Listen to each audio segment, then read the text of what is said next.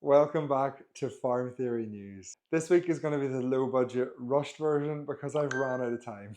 That text may have ruined the intro, but it's about fertilizer prices dropping at the end of next week, and apparently urea is dropping as well. So we'll add that in to the Farm Theory News. So this week we're going to cover straw price. We have a special report live from LOUGH NEAGH. We're going to talk a little bit about TB rates here in Northern Ireland, and we're also going to mention the export ban of live animals in England. Yes, I know I said that last bit the wrong way around. I'm not re-recording it. I can't even remember the order I introduced it. I bought straw this week, just the one load, and I paid an astonishing £100 for an 8x4x4 bale of straw. If we are generous and say that that bale is 450 kilograms, that means I spent a ridiculous, £222 a tonne for straw. Now, I'm not having a go at arable farmers.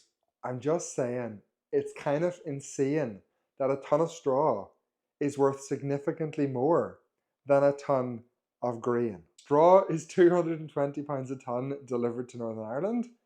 Grain is £170 a tonne delivered to Northern Ireland. How have we ended up where straw is more valuable than the grain? It is mental. I'm actually considering betting my calves this year on grain rather than straw because it's the cheaper option. Someone's taken the hand here. I'm not blaming the arable farmers. I'm just saying you're making more money out of your straw than your grain. At what point does the grain become a byproduct of the straw harvest? Our next story on Farm Theory News is about LOUGH NEAGH. I made a video about this almost a year ago now. I haven't really said anything about it since, but I do feel like I have something to add at this point. And just like the video last year, it's not so much about the lake or the algae or what caused it. It's more about how the media are reporting on it. So let's head now live to Andrew on the shores of LOUGH NEAGH for an update. Thank you, Andrew. You join me here live from the scene of LOUGH NEAGH, where I am going to report on the current environmental crisis. Is there algae in LOUGH NEAGH? Yes, absolutely. But is it being blown out of all proportion? Yes. The factors which are causing the algae has not changed since I made the video last September. Yes, a surplus of phosphorus in the lake plays a part, and yes, agriculture is partially responsible for that surplus of phosphorus. But that is one of many factors. The algae is a bacteria, and as such, it can experience rapid growth in certain conditions. The most important of them conditions is water temperature. And whilst it doesn't feel like we had a particularly warm summer this year, we have also had several very mild winters, which means that last September the lake water reached a record high, and this year the water temperature is still above average. Another really big factor besides water temperature is how clear the water is because of zebra mussels. The lake water is actually 3 times clearer than it was several years ago. And what that means is sunlight can penetrate deeper, heat the lake up more, and encourage the growth of the algae further. The phosphorus in LOUGH NEAGH has been there for 30, 40, 50 years. It is a combination of multiple factors which has resulted in the algae blooms we have seen in the last 2 summers. I have deliberately come to Antrim to video this because this is where all of the people trying to make this look bad also come. And that's because it's the place that looks the worst. The wind blows the algae across the lake, it builds up on the shorelines into big, thick layers, and people come and stand in front of it and say, this is what the whole lake looks like. And they always choose the end of a calm, sunny week to do it because the algae rises to the surface and looks worse than it is. Is there algae in the lake? Absolutely. Is it an ecological disaster which is killing hundreds of animals? No. I'm actually kind of tempted to go for a swim. I did bring swimming trunks, but no towel.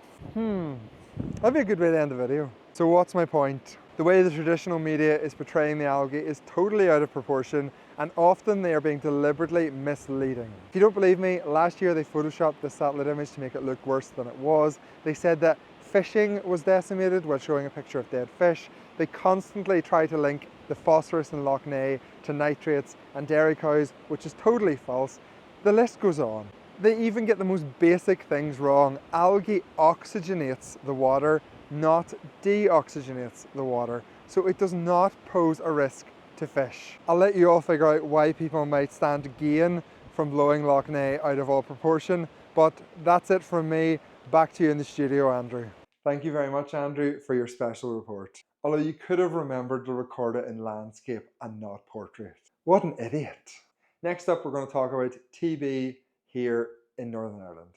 And yes, this is absolutely linked to Lough Neagh because our current agricultural minister is absolutely obsessed with the lake and he is ignoring everything else, which are much bigger problems. His only input so far to the TB crisis in Northern Ireland has been to propose cutting compensation to farmers. So let's check in on how his department and his leadership is doing with dealing with TB in Northern Ireland. The TB statistics, the latest TB statistics, I can't say statistics, the latest TB statistics, I can't say the word statistics.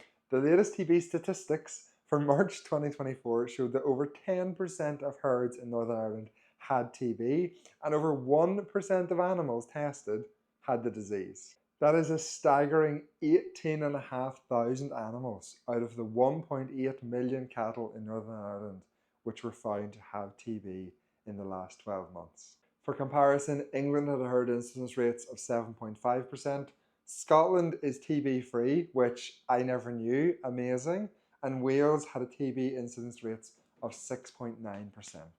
And our final news story this week is that the UK government has banned the live import and export of animals for slaughter or fattening.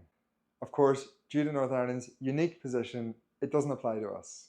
So what does this mean for UK agriculture? Well, honestly, it's very little. They estimate it will cost a few exporters about £500,000 a year, and the impact on imports is near zero, with only 91 cattle being imported into the UK between 2019 and 2021.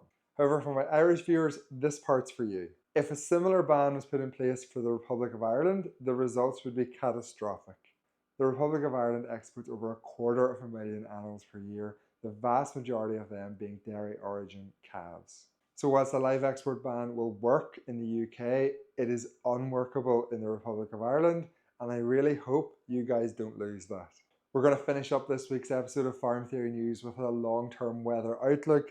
It gives rain, followed by rain, and then at the end of August, we have some more rain. So on that happy note, we'll end it there. I still don't have an outro. Someone please give me some suggestions. Farm Theory News. Trust me, I'm a farmer. That's actually not bad.